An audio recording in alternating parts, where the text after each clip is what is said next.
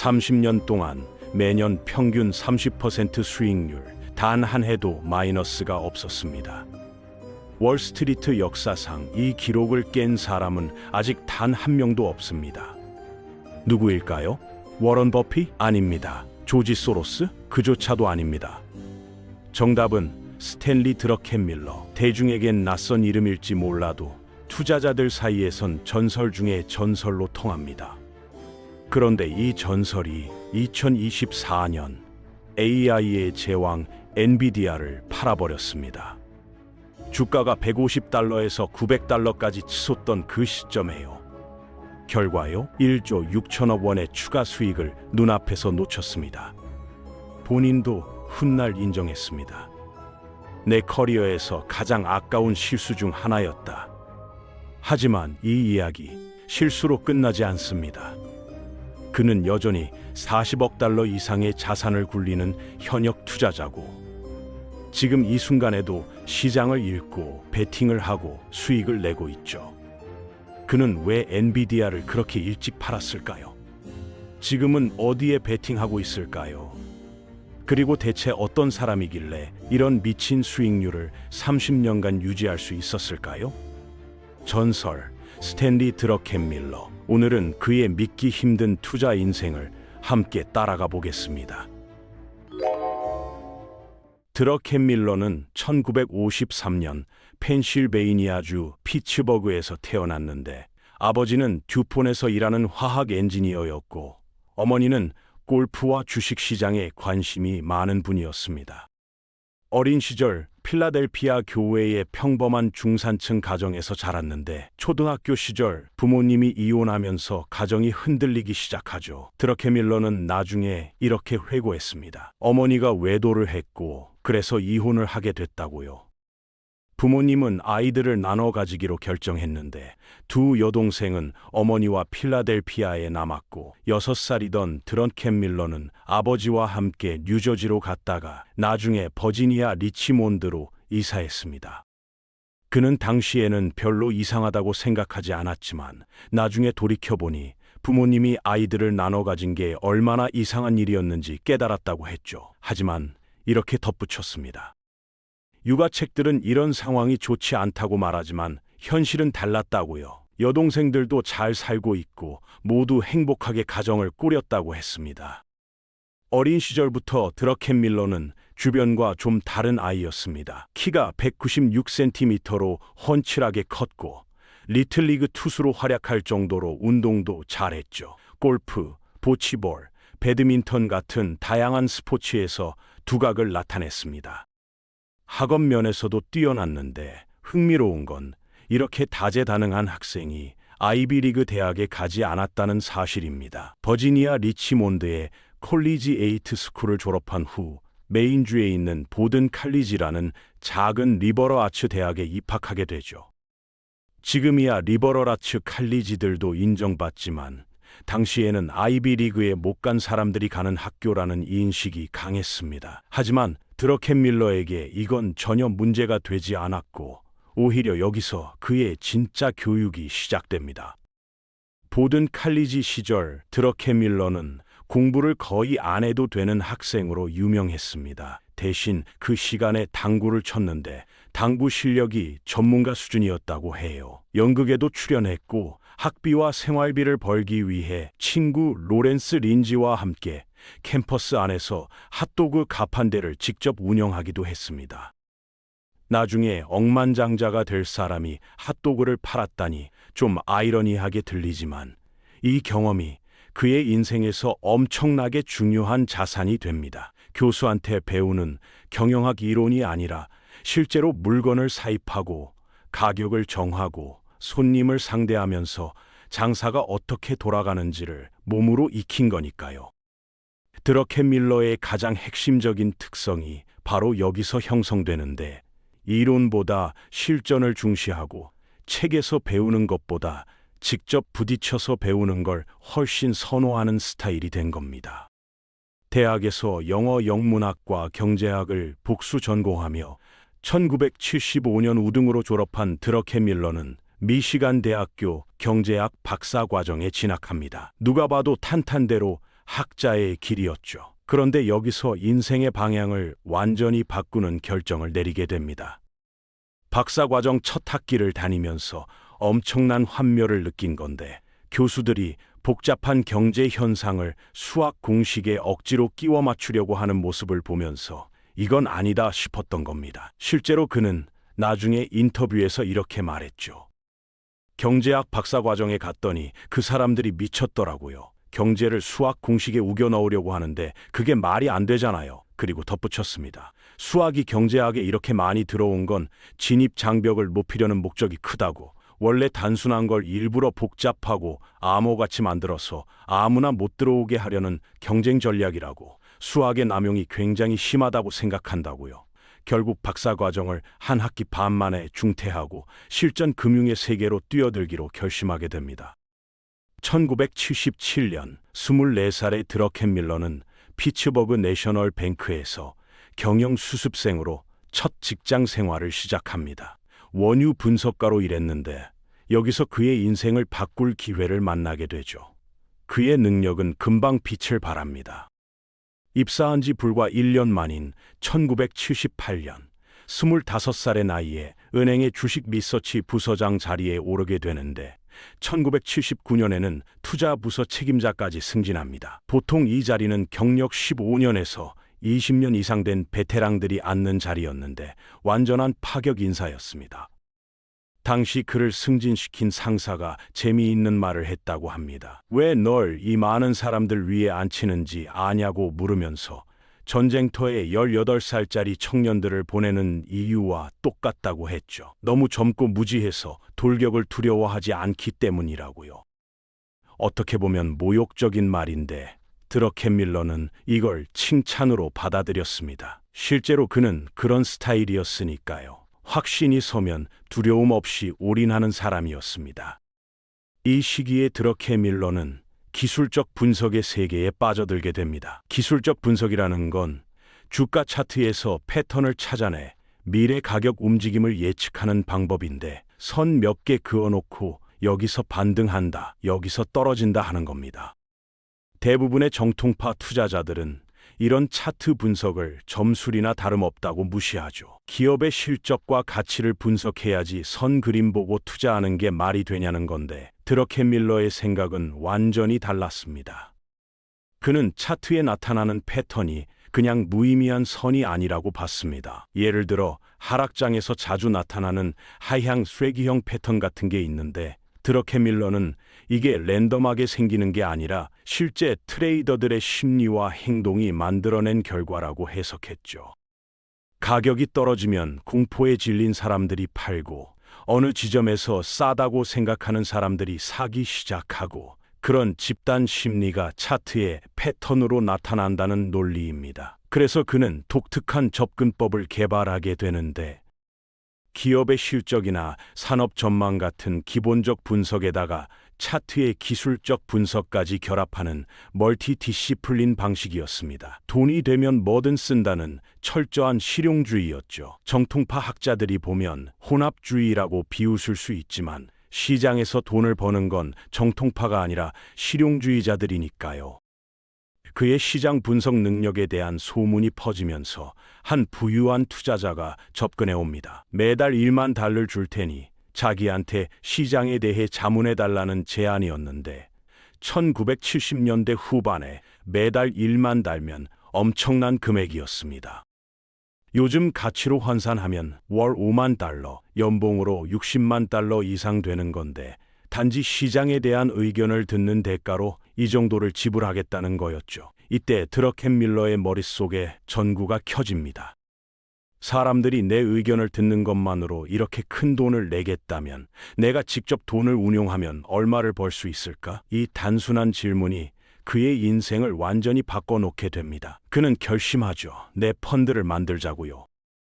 1981년 28살의 드러켄 밀러는 약 100만 달러를 모아서 듀케인 캐피탈이라는 자신만의 헤지 펀드를 설립합니다. 피츠버그의 듀케인 공원 이름을 따서 지은 건데 타이밍이 정말 아슬아슬했습니다.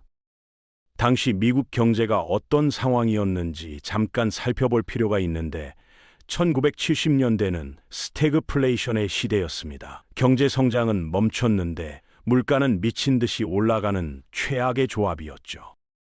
1971년 닉슨 대통령이 근본 위제를 폐지하면서 달러의 가치가 흔들렸고 1973년과 1979년 두 차례의 오일 쇼크로 인플레이션이 걷잡을 수 없이 치솟았습니다. 1980년에는 소비자 물가 상승률이 14%를 넘었는데 예금 금리가 물가 상승률을 못 따라가니 돈을 은행에 넣어두면 오히려 가치가 줄어드는 상황이었습니다.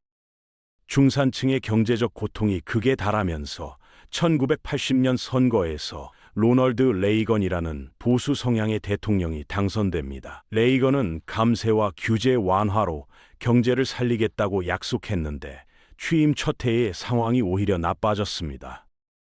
연방준비제도 의장 폴 볼커가 인플레이션을 잡기 위해 금리를 20% 가까이 올려버렸고 그 충격으로 경제가 급격히 냉각되면서 실업률이 치솟았고 기업들이 줄줄이 문을 닫았습니다.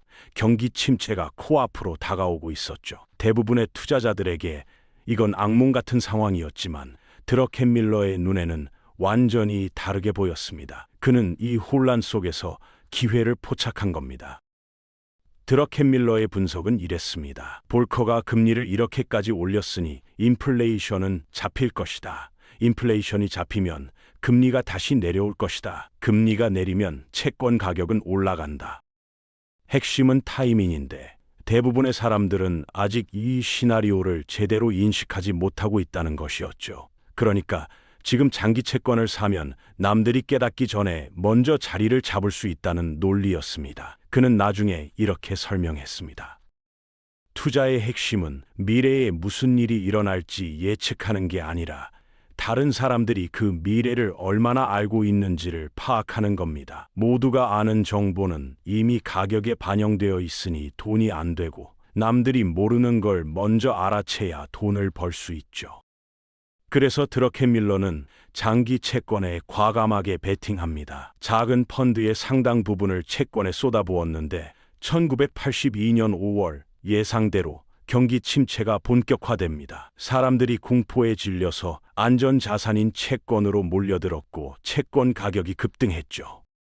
드러켄 밀러의 펀드는 첫 해에 거의 50% 가까운 수익률을 기록하게 됩니다. 신생 헤지 펀드가 첫 해에 50%를 번다는 건 정말 대단한 일이었고 소문이 퍼지면서 더 많은 투자자들이 돈을 맡기기 시작했습니다. 운용 자산이 700만 달러까지 불어났죠. 그런데 이 성공 직후에 예상치 못한 복병을 만나게 됩니다. 시장은 이겼는데 사업 운영에서 문제가 생긴 건데 당시 드러켄 밀러의 사업 구조에 문제가 있었습니다. 연간 운영비가 16만 달러 정도 들었는데 펀드에서 나오는 수수료 수입은 고작 7만 달러밖에 안 됐던 겁니다. 자문 수입으로 나머지를 충당하고 있었는데 자문 고객 중 한 명이 그 격동의 시장에서 파산해버렸습니다. 갑자기 주요 수입원이 사라지니까 현금 흐름이 꼬여버렸죠. 아이러니하게도 투자에서는 50%를 벌었는데 정작 회사를 굴릴 돈이 없는 상황이 된 겁니다. 어쩔 수 없이 자기 회사 지분 25%를 팔아서 15만 달러를 마련해야 했습니다. 이건 정말 뼈아픈 결정이었을 텐데 훗날 그 지분이 수억 달러의 가치가 될 걸 생각하면 더 그렇죠. 하지만 당시에는 생존이 먼저였습니다. 다행히 이 어려움은 일시적이었습니다. 1년 후 펀드 규모는 4천만 달러로 급성장하게 되는데 드러켄 밀러의 실력이 입증되면서 더 많은 기관 투자자들이 찾아왔고 그의 명성은 피츠버그를 넘어 뉴욕 월스트리트까지 퍼져나가기 시작했습니다. 그리고 이 명성이 그를 완전히 새로운 단계로 이끌어줄 기회를 가져다 주게 됩니다. 1985년 드레이퍼스라는 대형 뮤추얼 펀드 회사가 드러켄 밀러에게 접근합니다. 드레이퍼스는 1950년대부터 운영된 미국의 대표적인 자산 운용사 중 하나였는데 당시 약간의 위기를 겪고 있었습니다. 1980년대 초반에는 좋은 성과를 냈지만 경쟁이 치열해지면서 수익률이 떨어지고 있었죠. 업계에 뮤추얼 펀드가 우후죽순 생겨나면서 투자자들의 선택지가 넓어졌고 드레이퍼스는 시장 평균을 이기지 못하면 도태될 수 있다는 위기감을 느끼고 있었습니다. 그들이 필요로 한 건 기존의 보수적인 투자 패러다임에 갇히지 않은 새로운 피였는데 신선한 접근법을 가진 젊은 투자자가 필요했던 겁니다. 스탠리 드러켄밀러가 바로 그 조건에 완벽하게 맞아떨어졌죠. 문제는 드러켄밀러가 자기 펀드를 아주 잘 운용하고 있었다는 겁니다. 연 30% 이상 수익을 내고 있는데 굳이 남의 회사에 들어가서 월급쟁이가 될 이유가 없었죠. 드레이퍼스는 파격적인 조건을 제시합니다.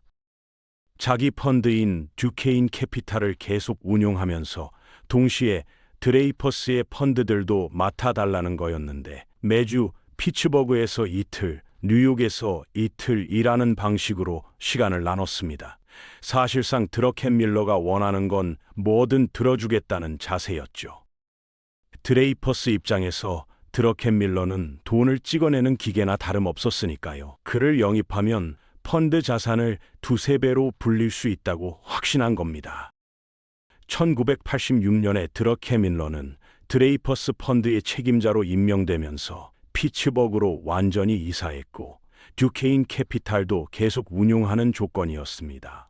드러켄밀러를 영입한 건 천재적인 수였습니다. 드레이퍼스에서 그는 주식, 채권, 통화까지 다양한 자산을 적극적으로 거래하며 다른 모든 펀드 매니저들의 실적을 압도했습니다. 그의 독특한 트레이딩 전략, 즉 기본적 분석과 기술적 분석을 결합한 방식이 여기서 더욱 정교해졌죠.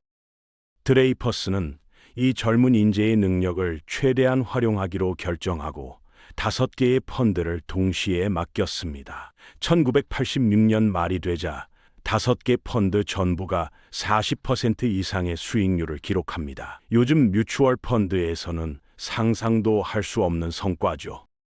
레이건 시대의 경제 호황이 본격화되면서 주식시장이 화랑이었는데 드러켄밀러의 공격적인 전략이 완벽하게 들어맞았습니다. 특히 그의 시장 타이밍 능력이 빛을 발했죠. 언제 사고 언제 팔아야 하는지를 귀신같이 맞추는 건 극소수만 가진 재능인데 드러켄밀러가 바로 그런 사람이었습니다.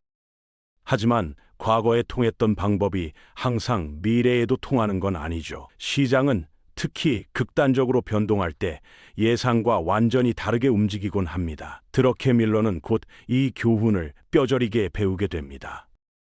1987년 주식시장 폭락의 경고 신호가 곳곳에서 감지되고 있었습니다. 경제 성장은 둔화되고 있었지만 인플레이션은 여전히 기승을 부렸고 강달러가 미국 수출 기업들의 경쟁력을 갉아먹고 있었죠.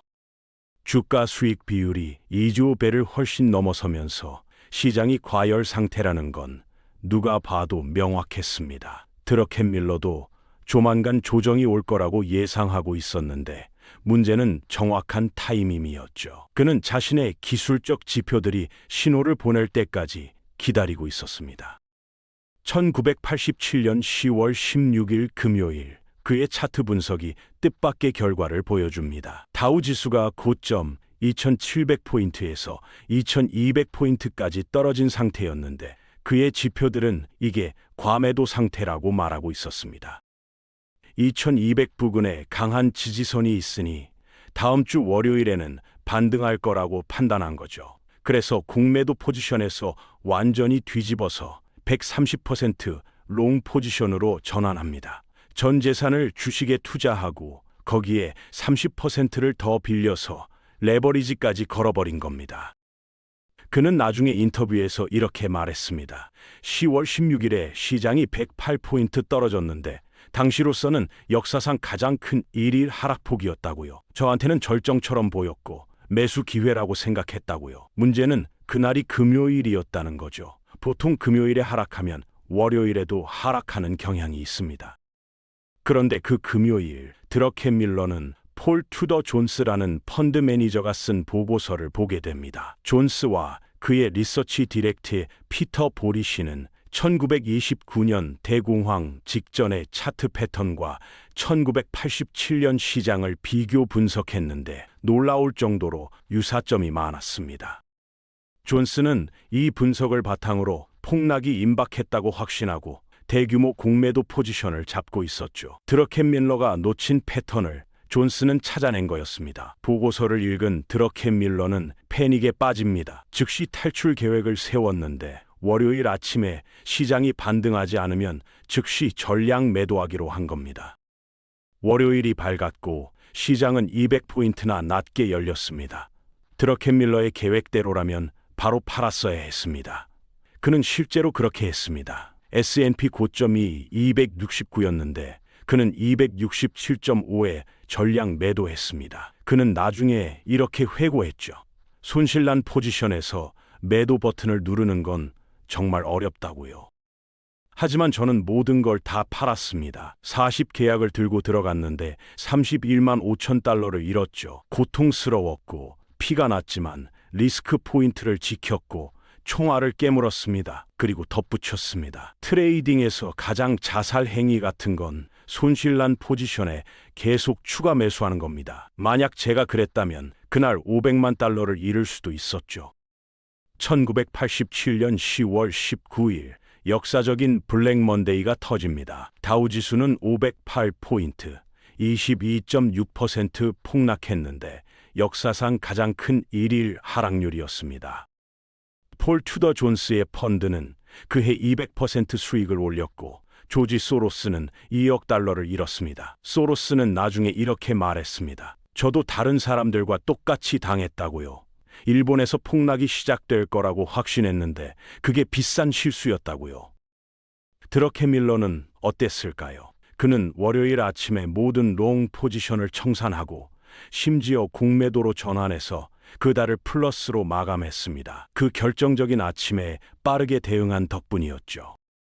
그는 나중에 이렇게 말했습니다. 대부분의 투자자들은 규율이 없다. 상황이 좋을 때 흥분해서 들어가는데 그때는 이미 가격에 다 반영되어 있다고요. 규율과 원칙을 지키면 돈을 번다는 게 그의 핵심 철학이었습니다. 그리고 그의 가장 유명한 투자 철학이 하나 있죠. 계란을 한 바구니에 담고 그 바구니를 죽어라 지켜보라는 겁니다. 분산 투자의 정반대 개념인데 확신이 있는 곳에 집중 베팅하고 철저하게 관리하라는 전략입니다. 그는 비즈니스 스쿨에서 가르치는 분산 투자야말로 가장 잘못된 개념이라고 공개적으로 비판했습니다. 블랙 먼데이에서 소로스가 손실을 봤지만 드러켄밀러의 소로스에 대한 존경심은 전혀 줄지 않았습니다. 조지 소로스는 금융계 역사상 가장 위대한 투기꾼 중 한 명인데 퀀텀 펀드 운용 첫 10년 동안 무려 3000% 수익률을 기록한 인물이죠.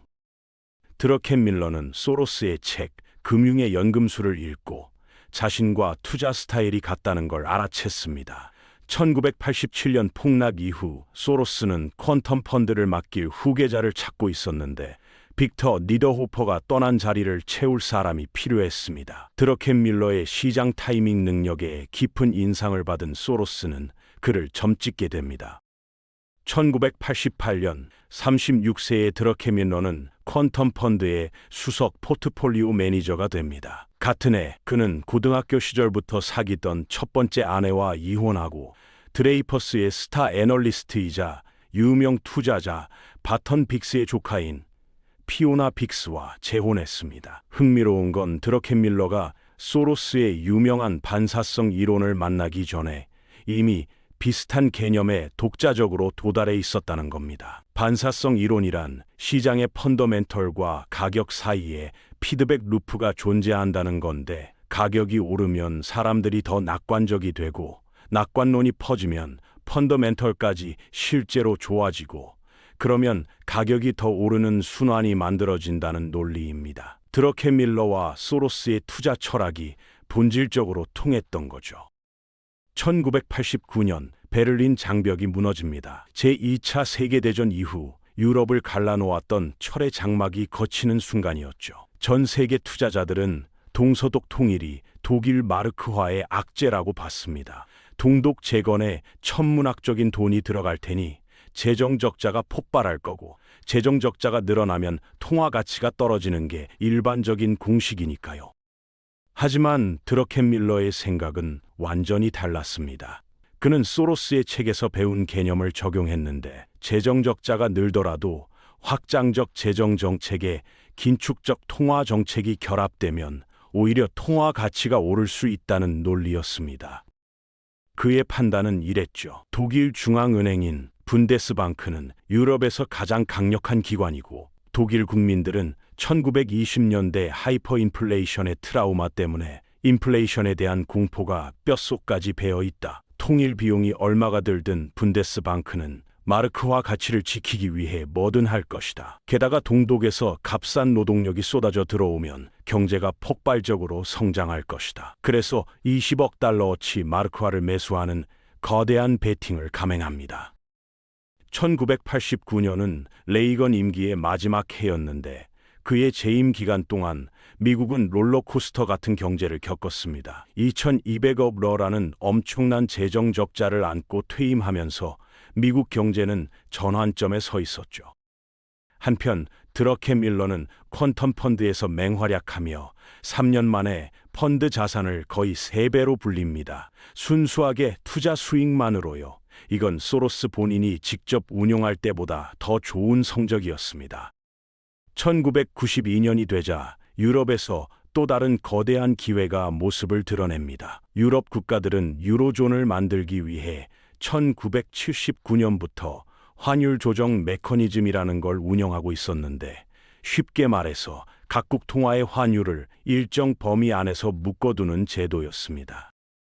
독일 마르크나 프랑스 프랑 같은 강한 통화가 영국 파운드나 이탈리아 리라 같은 약한 통화들을 끌어안고 가는 구조였죠. 문제는 서유럽 국가들의 문화와 경제 체질이 너무 달랐다는 겁니다. 어떤 나라는 근면과 절약을 미덕으로 삼고 어떤 나라는 여유와 즐김을 중시했으니까요. 영국은 환율 조정 메커니즘에 가입했지만 즉각적인 번영을 가져다주지 못했고 오히려 경기 침체에 빠져들었습니다. 다음 18개월 동안 상황은 더 나빠졌는데 문제는 환율 조정 메커니즘에 묶여 있어서 마음대로 금리를 내리거나 돈을 찍어낼 수가 없었다는 겁니다. 영국 경제를 살리려면 파운드 가치를 떨어뜨려야 하는데 그러면 환율 조정 메커니즘을 탈퇴해야 하는 딜레마에 빠진 거죠. 드러켄 밀러와 소로스는 영란은행이 파운드 가치를 지탱할 외환 보유고가 충분하지 않다는 걸 계산해냈습니다. 금리를 올려서 방어하려 해도 정치적으로 불가능하다는 것도 알았죠. 드러켄 밀러가 소로스에게 가서 자기 분석을 설명합니다. 당시 퀀텀 펀드 규모가 70억 달러였는데 70억 달러 전액을 독일 마르크 매수와 영국 파운드 공매도에 걸겠다고 했습니다. 소로스의 반응이 전설적이죠. 역겨운 표정을 지으면서 이런 기회는 평생 2-3번 온다. 근데 왜 고작 펀드에 100%만 거냐? 200%를 걸어야지 라고 말했습니다. 최대 손실은 0.5%인데 벌 수 있는 건 20%니까 리스크 대비 보상이 엄청나다는 논리였죠. 이때 소로스가 한 유명한 말이 있습니다. 목을 노려라, 급소를 찔러라.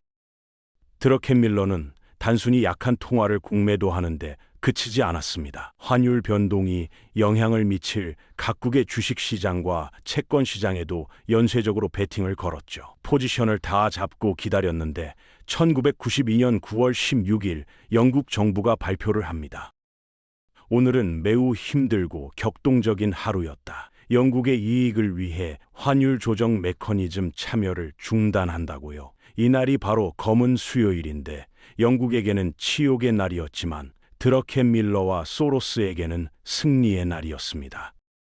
먼지가 가라앉고 나니 퀀텀 펀드는 10억 달의 수익을 챙겼습니다. 그 후 몇 달 안에 스웨덴 크로나에 베팅해서 또 10억 달러를 벌었고 나중에는 태국 바트와 말레이시아 링깃을 공매도해서 또 수익을 올렸죠. 드러켄 밀러 운용하에 1992년 펀드 수익률 69%, 다음 해에는 72%를 기록합니다. 소로스가 드러켄 밀러를 영입한 건 그의 인생 최고의 투자 결정 중 하나였습니다. 드러켄 밀러는 소로스가 직접 운용했을 때보다 더 많은 돈을 벌어다 줬으니까요. 1999년 무렵 퀀텀 펀드 자산은 82달러로 불어났고 과거 실적대로라면 다음 해에 20억 달러는 더 벌어야 정상이었습니다. 물론 손실도 있었습니다. 1998년에는 러시아 주식과 채권이 폭락하면서 20억 달러를 잃었는데 그래도 그 해를 플러스로 마감했습니다. 하지만 진짜 시련은 그 다음에 왔죠. 1990년대 후반 미국 가정의 3분의 1이 개인용 컴퓨터를 갖게 되면서 정보화 시대가 본격적으로 열립니다. 기술 붐에 올라타지 않으면 뒤처진다는 분위기가 팽배했습니다. 소로스와 드러켄밀러가 시장에서 천문학적인 돈을 벌어왔지만 그들조차 인식하지 못한 더 깊은 변화가 진행되고 있었습니다. 1999년 초 드러켄밀러는 기술주 버블이 터질 거라고 확신하고 야후와 아메리카 온라인 같은 주식을 2억 달러어치 국매도합니다. 하지만 버블은 계속 부풀어 올랐고 3월 중순까지 6억 달러를 잃으면서 연초 대비 15% 하락했습니다. 그는 한 번도 마이너스 연도를 기록한 적이 없었는데 이대로 가면 그 기록이 깨질 판이었죠. 그래서 실리콘밸리를 방문하고 젊은 기술 전문가들과 대화하면서 생각을 바꿉니다. 기술주를 대거 매수해서 손실을 만회하고 1999년을 수십억 달러 수익으로 마감했습니다. 2000년 1월 드러켄밀러는 소로스 사무실에 가서 말합니다. 기술주 전부 팔겠다고요. 104배 PER로 거래되는 건 미쳤다고요. 잠시 한 발 물러서서 다음 기회를 기다리겠다고 했습니다. 그런데 그는 소로스 조직 내의 다른 젊은 포트폴리오 매니저 2명을 해고하지 않았습니다. 그들은 돈이 많지 않아서 펀드 전체에 큰 영향을 줄 정도는 아니었죠. 그런데 그 두 사람이 하루에 3%씩 벌기 시작했습니다. 드러켄밀러는 밖에 있었고요. 그는 나중에 이렇게 말했습니다. 미칠 것 같았다고요. 그 작은 계좌가 연초 대비 50% 올랐는데 쿼텀은 고작 7%였다고요. 그냥 거기 앉아 있는 거였죠. 3월쯤 되니까 느껴졌다고 합니다. 참을 수가 없었다고요. 같은 주에 3번이나 전화기를 들었다가 내려놓았대요. 하지마. 그런데 결국 전화기를 들었습니다. 드러켄밀러는 이렇게 회고했죠. 아마 꼭대기를 1시간 차이로 맞췄을 겁니다. 60억 달러어치 기술주를 샀고 6주 만에 소로스를 떠났고 그 한 번의 베팅에서 30억 달러를 잃었습니다. 뭘 배웠냐고요? 아무것도 안 배웠습니다. 그렇게 하면 안 된다는 걸 이미 알고 있었으니까요. 그냥 감정의 바구니가 돼서 스스로를 제어할 수가 없었던 겁니다. 2000년 4월 28일 나스닥이 자유낙하하는 가운데 조지 소로스가 기자회견을 열었습니다. 퀀텀 펀드가 22% 하락했고 드러켄밀러가 회사를 떠난다고 발표했죠. 펀드는 외부 운용사가 관리하는 저위험 기부금 스타일 포트폴리오로 전환될 예정이었습니다. 한 시대의 끝이었고 1990년대 글로벌 매크로 세계를 지배했던 전설적인 멘토 제자 관계의 종막이었습니다. 드러켄밀러는 이렇게 말했습니다. 마이클 조던처럼 정상에서 떠났으면 좋았을 텐데요. 하지만 제가 무리수를 뒀습니다. 실패를 받아들이지 못한 드러켄밀러는 자신의 듄케인 펀드 운용에만 집중하기로 합니다. 그런데 듀케인도 15% 손실 상태였고 그는 그 해를 포기하고 4개월간 금융 뉴스를 일절 보지 않고 떠나버립니다. 돌아왔을 때 깜짝 놀랐는데 나스닥이 거의 고점 근처까지 반등해 있었습니다. 드러켄밀러는 이게 이전 손실을 만회할 기회라는 걸 즉시 알아챕니다.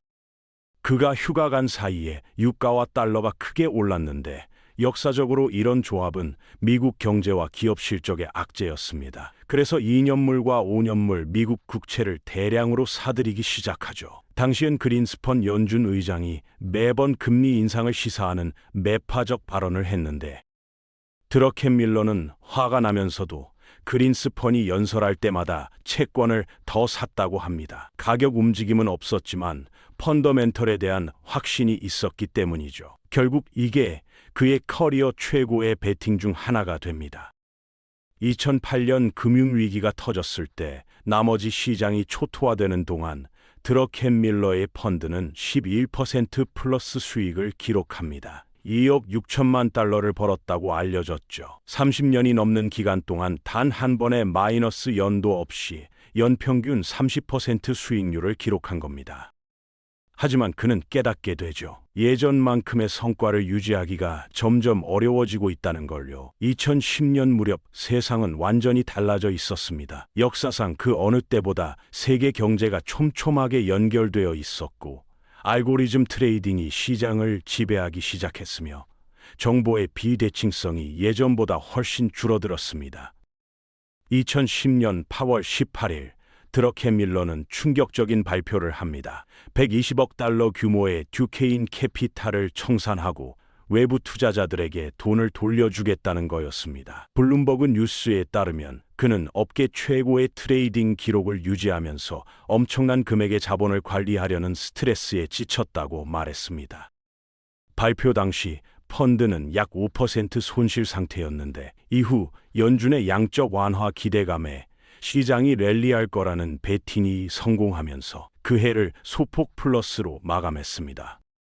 하지만 드러켄 밀러가 투자를 완전히 그만둔 건 아닙니다. 외부 투자자 돈을 받지 않겠다는 것이지 자기 돈은 계속 굴리겠다는 거였죠.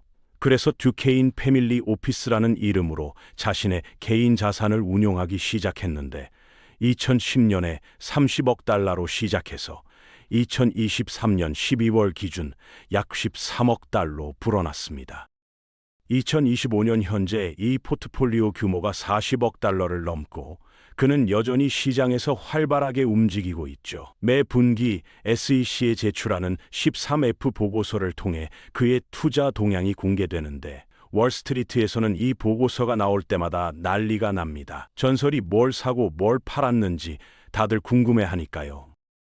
2022년 말 드러켄 밀러는 엔비디아라는 회사의 주식을 처음 샀습니다. 젊은 파트너가 추천해줬다고 하는데 본인은 엔비디아 철자도 몰랐다고 했죠. 그런데 한 달 후에 챗GPT가 나왔고 그게 뭔지 이해하고 나서 포지션을 늘렸습니다. 주가가 150달러에서 900달러로 6배 뛰는 동안 700%가 넘는 수익을 올렸는데, 2024년 초부터 본격적으로 정리하기 시작했습니다. 1분기에 74%를 매각하고 보유하고 있던 콜옵션 전량도 청산했죠.